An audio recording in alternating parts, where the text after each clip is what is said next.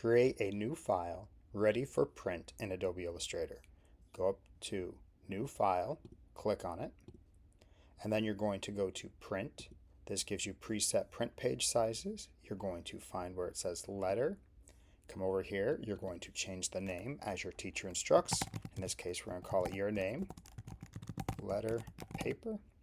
We're going to change the unit of measurement down to inches. You can see it puts it in inches, 8.5 by 11.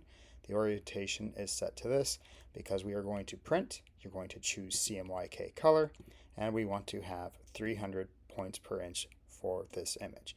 We click on Create, and now we're going to save this. File, Save As, and we're going to save it on your computer for right now. We're going to go to your desktop, go inside of the Your Name class name, Q1, and we're going to save it as Your Name, Letter Paper. Click Save, click OK, and you are done.